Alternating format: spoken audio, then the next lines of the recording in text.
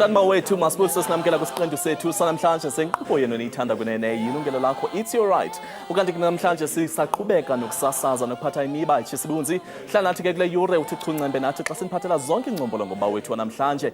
Khumbuleke nawe ukuba your participation line is 011 714 6918 or 6919. You can also send us your messages on Facebook at Yilungelo Lakho by checking our Facebook page, or rather just tweet me directly. The handle is at Speech Nzawundi, and then you can hashtag Yilungelo Lakho. Good afternoon, South Africa.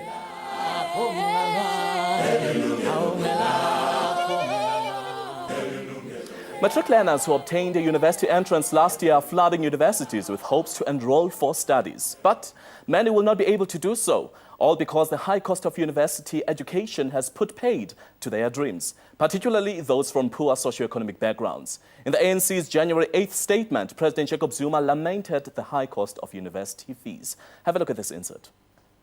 Lona ngwanele Makhubu uneminyaka lengu-18 ungilomunye webafunzi lebebabhala lihlolo lwamatikilejeni kulomnyaka lophelile.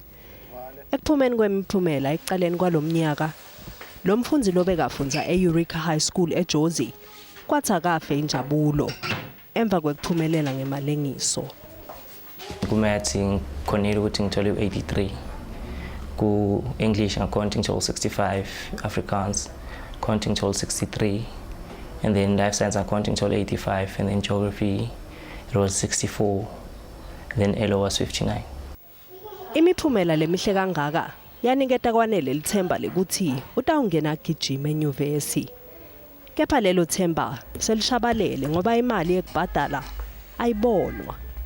Akusiyo ke imali yekubhadalela kufunza kuphela lena. Kepha kusukela nje asafuna indzawo kwanele kwathi ngeke ukuthi abhadale i-application fee. Le mali yeku-applya ayikaranti ukuthi utayithola indzawo. Futhi ayibuyiswa uma ngabe ungakasitholi isikhala sekufunza. Kwanele uthi wa-applyela e-University of Pretoria lapha abhadala khona 300 randi. Akayitfolanga ke indzawo. Asesibuke ke ukuthi ibita malini le mali yeku-applya kulamanye amanyuvesi. E-University of Johannesburg khona ubhadala 200 randi. E-University of the Free State kubita 215 wemarandi. Kanti eNelson Mandela Metropolitan University ukhipha 500 wemarandi. Nami njengoba ngithi ngapply ema-university ezayi-2 bengenziwa imali ukuthi kwakukhona leyo ku-applya lapha na-AUP, and then e-UJ nga-applyiswa ukuthi ku-free online, but kwamanye universities angapplyanga ngokuthini bengenayo imali yoku-applya.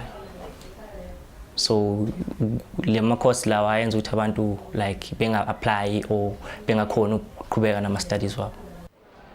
Banenge lababuta kwekuthi kwentiwa yini ukuthi emanyuvesi athathe isibalo sema-applications lesingetulu kakhulu kunetikhala tekufundza letikhona. I-University of KwaZulu-Natal yona inetikhala letingu-8,400 kepha ithethe ama-applications langu-90,000. E-University of the Western Cape tikhala tingu-4,500 kepha ku-applya abafunzi lababalelwa ku-42,000. I-University of the Free State yona inetikhala letingu-7,200 kepha ithethe ama-applications langu-17,500.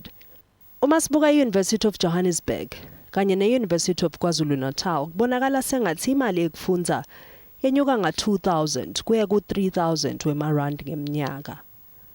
Lokwenyuka kwemali yekufundza sekuthinze ngisho mengameli. The ANC is concerned at the escalating costs of tertiary education and the annual increase of fees by universities and other institutions of higher learning. This escalating cost has become another source of exclusion for the poor and vulnerable South African child.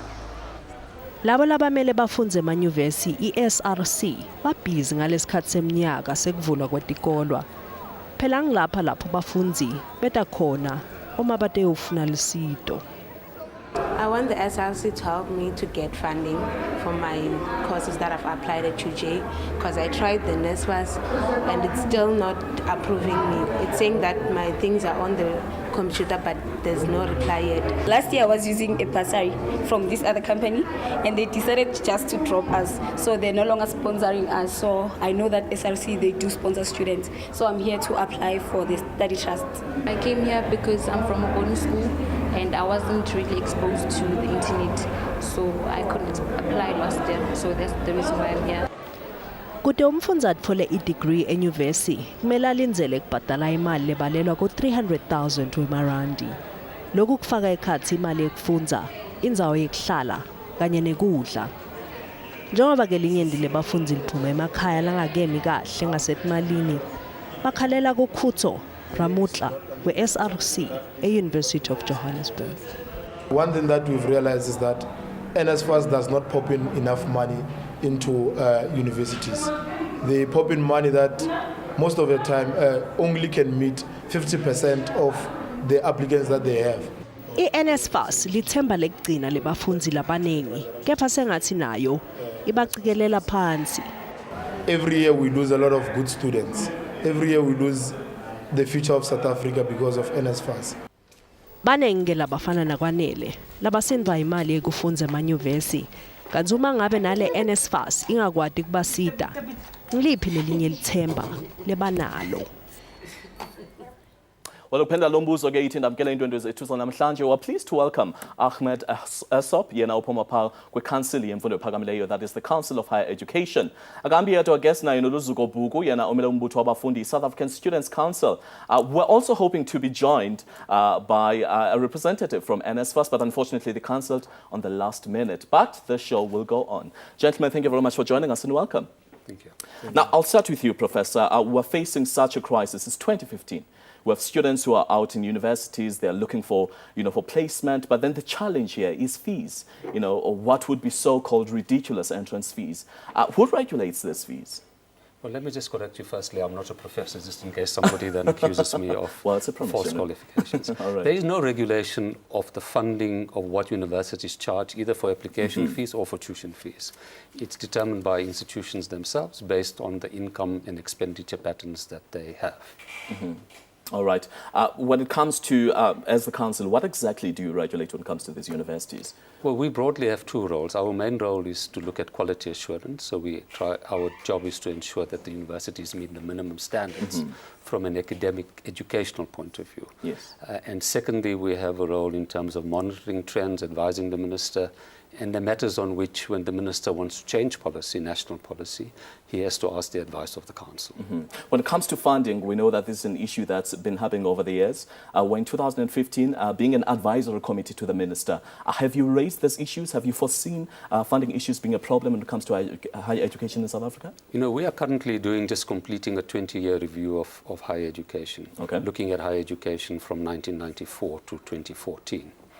And while it's not finalized, what it's clearly showing from a funding point of view is that the system has grown enormously and the funds to the system have not been adequate. So something has to give. Either we keep the system to a smaller size and fund it better, or if we want to grow the system, we're going to have to find a lot more money to be able to fund it. But funding is not the only problem, because the state has started 2 new universities in Mpumalanga and the Northern Cape, although they're small at the moment. So while the current institutions are not being appropriately funded, we are starting new universities.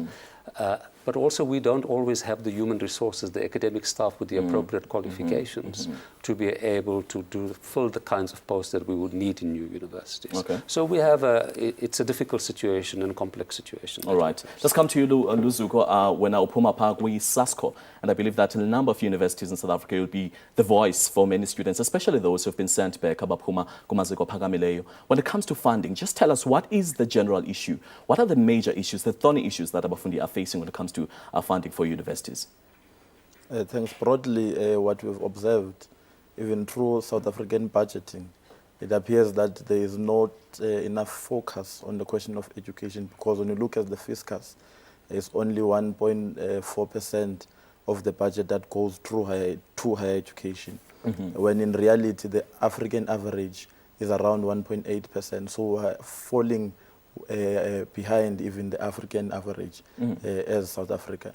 Now the reality of the matter is that you have these universities, as my colleague here has said, that they determine their fees. We believe that most of these fees are used as an exclusionary form because most of the so-called ivory tower institutions charge exorbitant fees. For instance, we have the University of Cape Town that charges around 58,000 for a BSc. Imagine. Now it means that a student coming from a poor background will never be able to afford such an institution.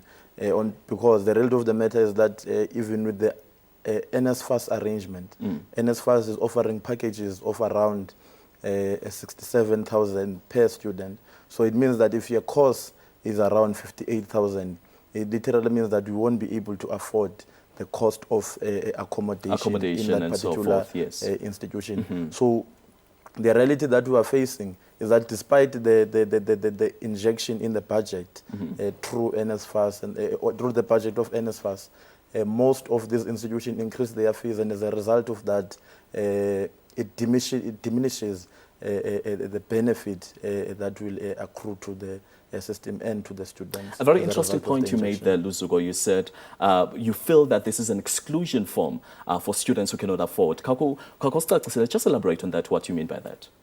No, the reality of the matter is that, for instance, what we are currently facing is the challenge of student debt. Because most of institutions, even students who have NSFAS, when they give out NSFAS packages, they top slice. Top slicing basically is giving, if the cost amount was around 40,000 or so for the overall cost, they will give you an amount of around 30,000. The rest of the matter is that for poor students, they will not be able to afford the remaining 10,000. As a result, when they come to register the following year, they have that debt and they are excluded financially by the institution. Now, that is a student who has NSFAS. Those students who are not even on NSFAS are unable to pay for the fees. Their parents can go to edu loan, but the sustaining edu loan, like the repayments and other loan schemes in the sector, which have elements of vulturism, you face serious challenges in relation to repayment of such loans. By the time a student enters second year, they crop out because of finances. They drop out because of finances. Let's come to you, Ahmed. There seems to be an issue, especially pertaining to students finishing or completing their course at universities. Luzuko just mentioned dropouts as a result of these finances. As a council that regulates, I do understand that you regulate basically policy, but in your policy, shouldn't you include or be responsible for funding as well? Well, look, we do research and we can advise on funding. The real problem, as Sasco is pointing out, is we don't have enough money. So the state provides, institutions are not, the public higher education institutions are not profit-making institutions. They have to cover their costs. So essentially, either we make a decision as a country that this is the size of the system, higher education system that we would like. These are the numbers of students we think should be in the system. This is what it's going to cost in terms of those students who can't afford higher education. And we're going to provide the full cost that the student requires. As my colleague is saying, the NSFAS doesn't do that. Its policy is to do that, but there's pressure. So when you go to an institution, if there are 100 students demanding funding, and if the institution has only been allocated sufficient funds for 50 students, they spread the money, which means those students don't get the full cost of their university education. They end up with a debt if they're not able to raise the money. But with these exorbitant funds, shouldn't there be a calculation from higher education, you as the council and looking at the university have some sort of a collective initiative to try and to address the issue? Well, as I said, the very simple solution is this is what it costs, and different institutions have different costs, depending on the kinds of programs they offer and so forth.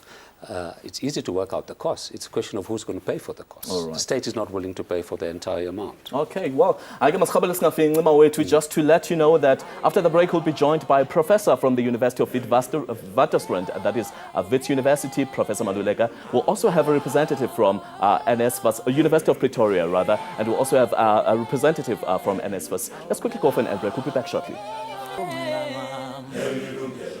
Well, we're still continuing with our discussion right here on the high cost of university education and how it has shattered many dreams, especially those from poor socio-economic backgrounds. Remember that our participation line is 011 714 6918 or 6919. You can also send us your emails to consumer@sabc.co.za. And of course, go to our Facebook page and write your comments right there. But right now, we're joined by Professor Maluleka, who is coming from the University of Pretoria. Professor, welcome to the show and thank you for joining us. It's my pleasure to speak to you and your listeners. Thank you. Now, we are really tackling an issue that hits home to many people who are watching right now, especially I think some are coming from universities as we're speaking, some are still lining. But then the major issue here is funding and the lack of funding thereof. What are your general views when it comes to funding and the high cost, or what is perceived to be exorbitant funds in higher education in South Africa in general? Look, I think funding is a big problem in higher education in South Africa, and you could say it's a big problem in higher education in Africa. In fact, it's a big problem globally in higher education. The funding of higher education over the past few years has become a bigger problem in every country. In South Africa, it has been made worse by the background that we come from. But I think we need to appreciate how South African universities are funded. There are basically two major sources of funding for South African education. It's government subsidy and it's student fees. There are countries where government subsidy pays for everything. In this country, government subsidy is not able to pay for everything, which is why universities are forced to charge fees in order to supplement government subsidies. Now, so I think it's got to be understood also that the student fees in and of themselves are not enough to pay for the students. It is only because government steps in with some subsidy that some students are able to go to university. So we are very far away as a country. We are nowhere near a model that funds students fully, as it were. We are trying to do our best, government putting something in and the parents putting something in. So that's the important distinction we need to make. And of course, there's the third stream of funding, where the funding comes from the private sector, from bursaries. But it is so minuscule within the South African context that if you take away student fees and you take away government subsidy, you wouldn't have a university at all. So I think that's important to understand. And I think another thing which is important to understand and to distinguish is that distinction between registration fees and application fees. And I heard you speaking more about the application fees. But before I even move to that, let me say this, that often government officials issue statements that are misleading. Because what exactly do you mean by that? Often talk is about how high universities are charging in fees. And that talk is often not accompanied by an analysis or a statement that explains how dwindled government subsidy to higher education has become over the past few years. So it's we're talking about a funding scheme that depends on two. Fees Professor, and subsidy. Sorry, Professor, just to cut you there. Luzuko from SASCO is joining us in studio, said he feels that the process, generally students feel, and as a council that represents students, they feel that this is an exclusion form for those who cannot afford. What do you have to say about that, these high costs?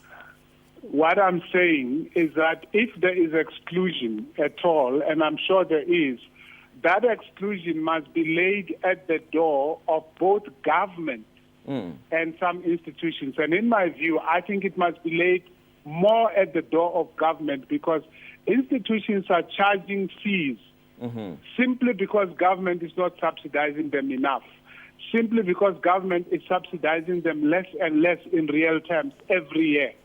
And so universities are forced to go to students and their parents to ask for more, simply because they are getting less and less from government. So when we talk about exclusion, let's not point fingers just at universities. Let's point fingers at both universities and government. And I think the bigger finger, in my view, must be pointed towards government. It seems like Luzuko from SASCO has got something to say pertaining to what you just said. What do you have to say about that, Luzuko? No, I think that in as much as we can take what the prof is saying, but the reality of the matter is that many institutions are to blame for much of our challenges. So the institutions are to blame? Because, for an example, most of the so-called prestigious institutions, they are sitting with billions in their reserves currently.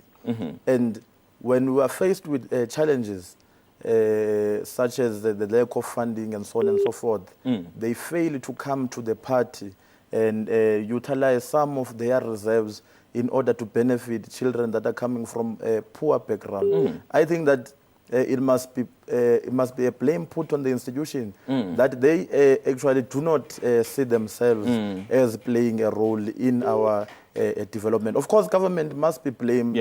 We agree, and we always ensure that we force a government to increase budget, to increase spending through our rolling mass action. But institutions sit a lot, a number of institutions sit with reserves. Billions. Billions. Quite interesting, Professor, what Luzuko is saying, that, you know, the institutions need to be blamed themselves. It seems like in their policy or in how they distribute these funds, they are not for the students. It's always about them gaining something. Do you have to agree with that? Ahmed, I see you nodding your head. What do you have to say I don't completely agree. Universities do put quite a lot of funds into student funding, particularly the big universities that have reserves. Yes. I think we also have to put reserves into context. You know, it's like we have a pension fund for ourselves. But what are these reserves for? Well, because we feel the like, reserves are you know, to enable the university, as Professor Maluleka is saying. The state funding is never sufficient. We want universities that are meant to be world-class. They're meant to do research. We want to produce postgraduate students. We want to do all sorts of things for the country. If we don't have the funds, if universities, the funds they receive from what Professor Maluleka is saying, the third stream funding, which they put into reserves and so forth, they use it in future for when their costs are going down. Effectively, in the last 10 years, the state budget or state subsidy to higher education in real terms has been going down by about 1% annually. So if from the government point of view, universities are not being subsidized in order for them to be able to do the work they should be doing. Just talk about those subsidies as well. I mean, there's an issue here where a university is, let's look at those, just right on the screen. University of Johannesburg, the application fee is 200 rands, UKZN 175, NMMU 500 rands, University of Free State is 215, and Western Cape it's 150. Why is there such a difference? You know, why such extremes when it comes to these funds? If well, this is no guarantee for a learner to go through. It's not. Firstly, it's not as the gap is not as big. There are one or two institutions, as you point out, that got 500 rands. One or two. But essentially, if you think about it, they provide a service. They print application forms. They have staff who manage the application service. So each institution needs to decide what is its income, what is its expenditure, and what does it need to able. They're not allowed to have deficit budgets. Institutional councils are not allowed by law to have a deficit budget. So they have to balance their budget.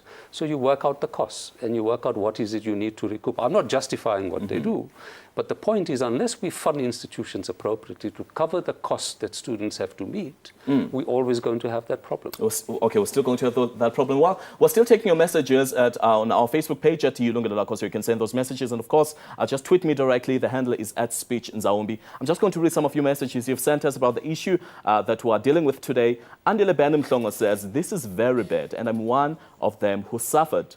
Would really like to know how you suffered, Andile, so maybe if you can just tell us your story. Bambitsa Ket K Likaba says, the system is killing us as students, especially us from deep rural background. We obtain university entrance, but our dreams are pulled down by financial lag. Now I have to spend a year because I don't have money for registration, but finally being admitted to study at varsity. Nicholas Tobelazita says, financial problem is giving us a problem. I was a student at TUT last year, I think, doing my second year in Faculty of Information Technology. I did apply for NSFAS, but with no response. That forced me to drop my studies to look for work. that I can further my studies. Kanye Dile Ngobo says kubuhlungu ukufunda the whole year uzimisele upase kahle, and at the end of the day uzohlala ekhaya because there is no money. Well, I think that's still that goes for students who have dropped out. But after the break, we're still going to continue our discussion with Professor. And Lusuko, I want you to still raise some of the issues that you are faced with as students in general, as SASCO, especially coming to this finances. Professor, you're still going to give us, some of those details. In your advising the Higher Education Ministry, did you raise these issues? Did you foresee that there was going to be this crisis, especially that you did a 20-year analysis from 1994 to 2014? We're still broadcasting live right here on Yilungelo Lakho on SABC 1. Please make sure that you diarize and you take down our number. It's 011 714 6918 or 6919. After the break, we'll take your calls, so better make sure that you dial those numbers. We'll be back shortly. Well, the high cost of university fees is raising serious concerns, and views continue to clash when it comes to the necessity of paying these fees. Remember that your participation line is 011 714 6918 or 6919. We're still going to speak to Professor Maluleka, who's joining us on the line. Well, actually, let's just go to the professor. Professor, yes, welcome back. Yes, I'm here. Yes, you just had Ahmed and Luzugo, and Professor Ahmed was explaining exactly some of the reasons behind these application fees and so forth. Just continue to breathe on that line. Yes, I don't want to repeat what he said. I couldn't have put it better than he did. Yes. Application fees are really fees that are necessitated by the cost of processing of applications. Because you can imagine how many applications universities receive.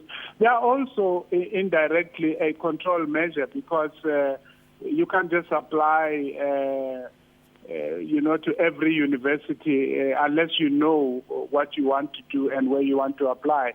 So they do tend to act as a deterrent for indiscriminate applications being sent to each and every institution, which we see. In fact, we also have seen cases where students only decide once they are on the queue what they want to study, and so on. So I don't want to dwell on that. But I do want to say this, that when we talk about higher education costs, please, let's not just look at universities. Let's look at government input into it. Universities are very easy, soft targets, because it is at the gates of the universities that students land up. And students sometimes have this idea that universities have got loads and loads and loads of money that they are sitting on. And of course, these impressions are not necessarily borne out in every case. And that is not to say that universities could not do better. Yes. And I think we also need to distinguish between universities, because not every university is guilty of what is being alleged here. I know universities which actually go out of their way to help students. I mean, how immoral can it be that NSFAS funds the students this year, but are not able to fund the same students next year? So what does the university do? So in all, Professor, just to cut you, you are talking about government intervention being the major issue here, that government is responsible, or they should have injected funds in a way. Are you saying then that there could be a possibility, just to ask out of the blue, are you saying that there could be a possibility that the government did not foresee or did not calculate the risk when it comes to supply and demand, especially when it comes to NSFAS? Let me say two things. Yes. I think if our government is serious about what I often hear some of the ministers talk about, so-called free education, free higher education, if they are serious about that, the NSFAS fund is like playing marbles.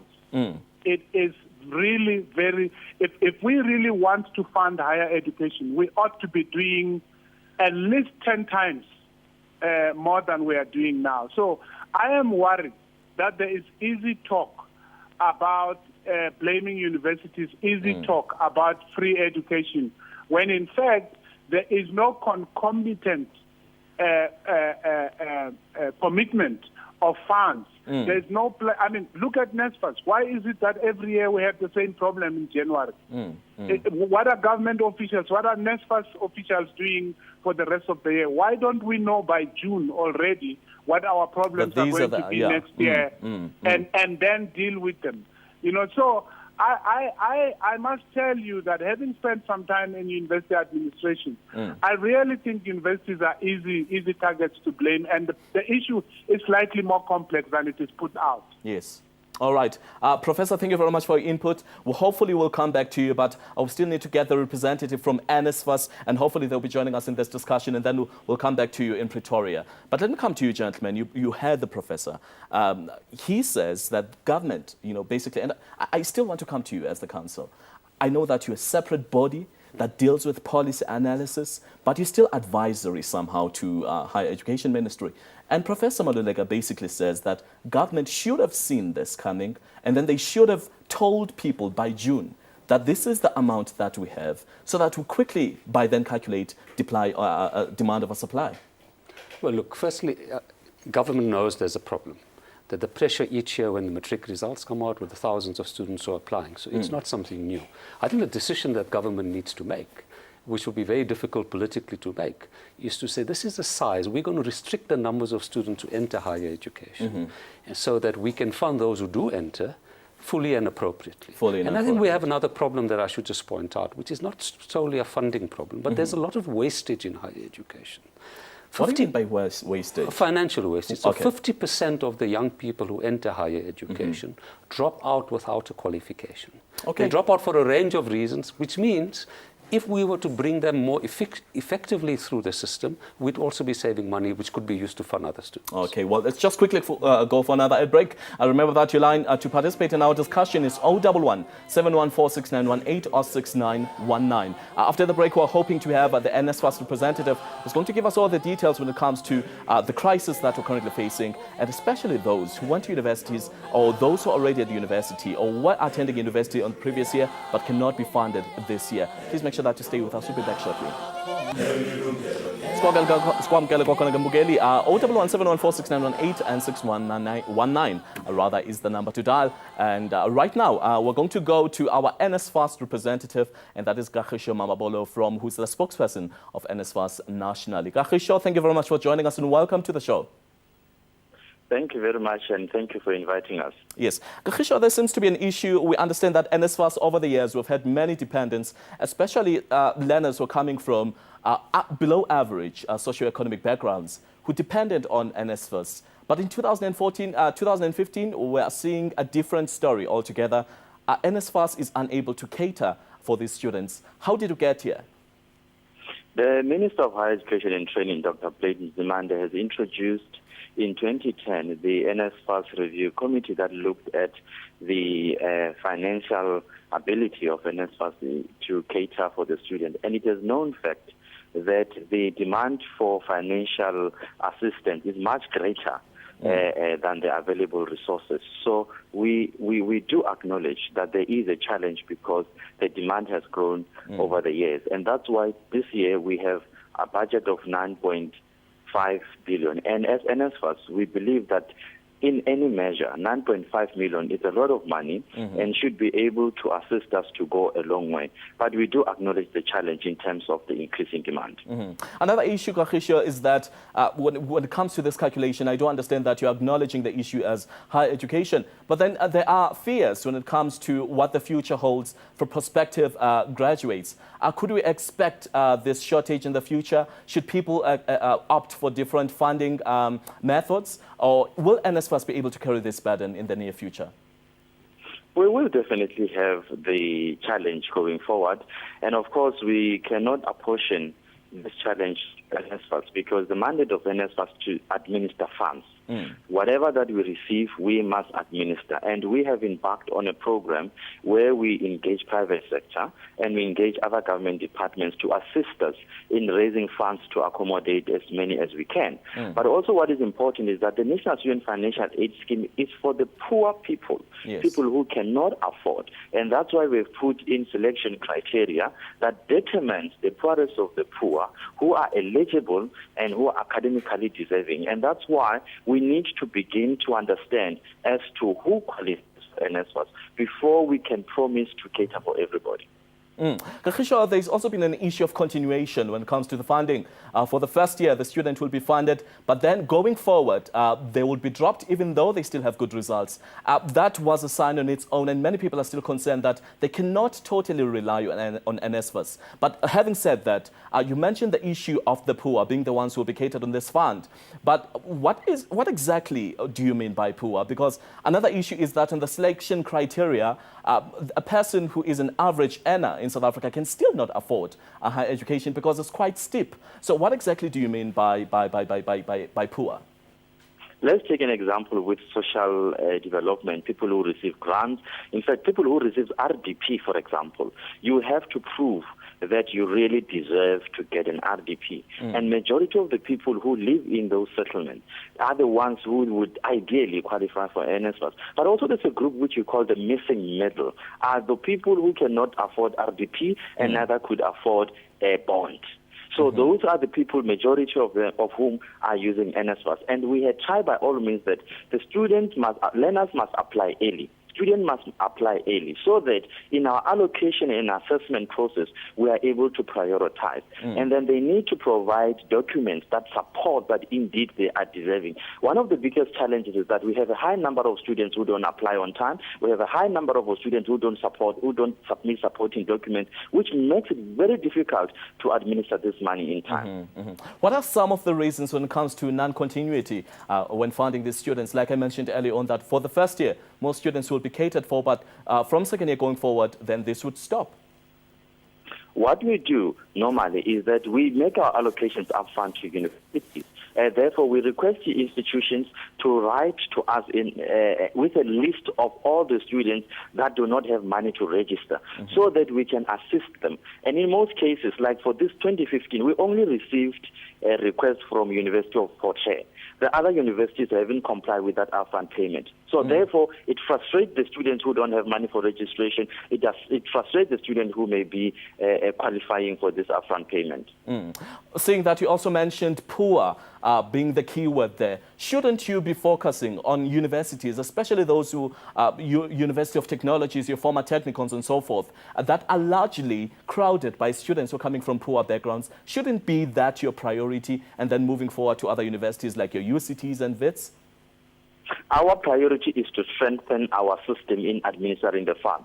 And we have been doing that for over the past years to make sure that we come up with the best model that will administer for all the institutions, because these are public institutions and we cannot be limiting people to access those. We have introduced last year a new model which we call the student-centered model, and this model is currently being piloted over 11 institutions in South Africa, where students and learners can apply directly to NSFAS, which creates an opportunity for them to be funded early and to be assessed early so that they are qualifying, and so that resources are made available in time. And this moves away the challenge that we have currently, where students have to go via universities in order to get NSFAS funding. Okay. Just finally, Kagisho, seeing that there could be a bit of an administration error when it comes to distributing these funds, are you perhaps looking at having the student or the learner directly accessing the fund from NSFAS and not through the university in the near future? Yes, the new model that I'm talking about, the student-centered model, allows students to go online and apply, and then money is made available into the student's account immediately after their registration. And the good thing about this model is that once we fund you as a student, we give you a clearance letter which allows you to work in a university, and then you just register. That is very important. Okay, thank you so much, Kagisho, for joining us for that interview. And of course, that was Kagisho Mababolo, who is the Senior Manager in Communications for NSFAS, and of course, who was a spokesperson for this interview. We'll be taking your calls on 011 714 6918 or 6919. And of course, we'll be reading some of your messages on Facebook. We'll be back shortly. Well, welcome back. We're still continuing with our discussion right here. You're watching Yilungelo Lakho, It's Your Right. And hopefully you are getting all the information that you need. Kwabo bantu abafuna ingcombolo ngokuba imali ikhutshwa kanjani kwi-universities kwabo ke bebecinga into yobana mhlawumbe NSFAS uyaqhosha kabambi nemali. Well, we had a spokesperson Kagisho Mababolo earlier on who was giving us the information that we need. I believe that we have a caller saying that we said you should call us. We have Umam Kwati who's calling us from Queenstown. Hello, Umam Kwati. Molo bhuti uphilile. Sikhona mama kunjani kuwe? Siphilile nathi enkosi. Siyabulela. Luthini uluvo lwakho? Ndinomntana osewuso bhuti. Egcuwa. Umfumene uNSFAS ngo2013 nango2014 akamfumani apha ku2015 and kuyaregistrwa nge29 so kuthiwa ke ngoku mababhatale u50% we-registration of which akanayo imali because asinayo thina kuqala asazi noma masitye ntoni ngoku. Ingaba mama uzifakile eza details zifunekayo phaya into bana iproof bana iphangeli zonke ezazinto? Uzifakile zonke izinto bafumana into ethi abanye bayifumene 1600 uyifumene abanye abayifumani imali. Okay. Ubepasa kahle zinhle results zakhe. Uzawuthini kulonyaka uyagqibezela kulonyaka. I-results zakhe bezinhle mama. I-results zakhe bezinjani? Ziright i-results zakhe upasile benento sapho wayibhala. Okay, Mama Sebelela kakhulu ngololuvo lwakho. Well, that was Umam Kwati who was calling us from Queenstown. But let me also take some of your messages you have sent us on Facebook. We've got KG Mdebele who says, we worked under pressure for our Matric. We'll also have to blame our parents. We'll also have to blame our parents because of having a mentality of us to study by bursaries. Please also teach our parents to save as soon as the child is born, especially our black tribes. Teach the country to invest in education and not everything has to be free. Quite a point there. And then you have Alidness Angiba who says, it's painful to see people who did well on their studies sitting at home because they can't afford to further their studies. Being a student at DUT, I've witnessed students dropping out because they don't have funding. And then Tlantlasa Zulu says, NSFAS must fund students 100%. What's that free education for all that we were promised? And it's quite interesting, gentlemen, because that's exactly what we were talking about during the ad break, that, you know, government did promise free education, especially when we go back to the Freedom Charter, and that's exactly what the ANC was trying to emphasize on their previous conference. But I've been looking at you, Lusugo. You have had some points that you wanted, you know, just to put on the table in our discussion, just as we're closing up. Now, I wanted to rebut the lies that have been spread here by NSFAS, more so saying that they are funding students who are in the missing middle. It is not true.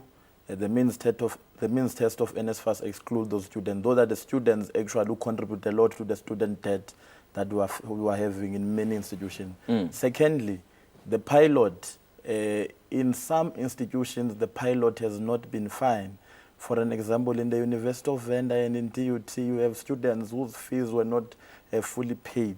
Now, when we spoke to NSFAS, they said that they will try to deal with such a challenge, but it's still a shortcoming.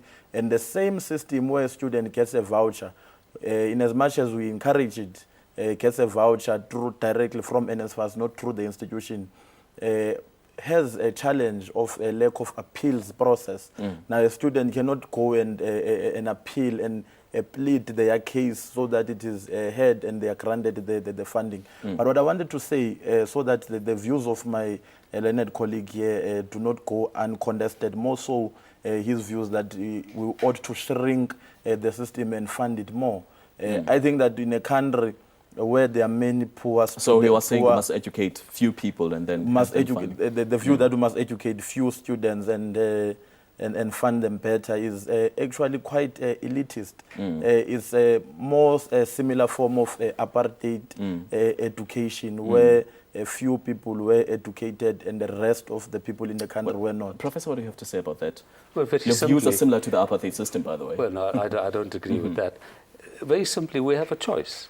So either we fund everybody who's in education appropriately so that they don't have to drop out, as we saw from some of the comments made, but growing the system and not funding, and when people leave, as I said, 50% of young people leave higher education without a qualification. Can you imagine what that does to their hopes and aspirations and their dreams? They don't only leave because of funding reasons, there are other reasons.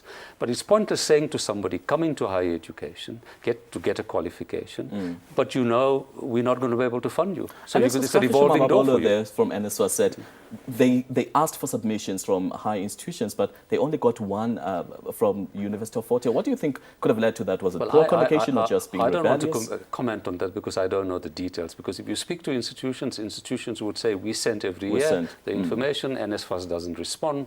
So there's clearly some administrative and communication gap that between institutions and NSFAS that need to be sorted out. All right, gentlemen, your closing comments, just as we're closing on our discussion. Let's start with you. Just briefly, what do you have to say to people who are watching, especially those who are looking up to you as a SASCO? The South African Student Congress, our structures are on campuses currently. We'll continue to ensure that we open the doors of learning for the people of this those country, who need funding. especially those coming from a poor background. But we want to say NSFAS must try to move beyond an administrator of funds, but into being an institution that mobilizes funds beyond what government provides to it. Okay. But we want to plead with the Treasury to increase the budget that it allocates. Just quickly, I think nobody must give up hope. Nobody must give up hope. Continue looking for the funds and they will get through. They will get through. Thank you so much, gentlemen, for joining me for our discussion today. I guess sesifikele esiphenisweni bethu namhlanje sithemba ke nawe uba ufumane zonke ingcombolo ubusifuna ngalomba wethu suphethiwe namhlanje. Thank you for making another Friday very informative, and remember to catch our repeats every Monday 12 midday, and also to make sure that you go and visit our social media platforms, and that is our Facebook. We'll continue with our discussion, by the way, on Facebook, so just make sure that you go and you drop those. From me, Spogan Zaumbi, and the rest of the team, it's thank you very much for being with us for another Friday. Till next time, cheers.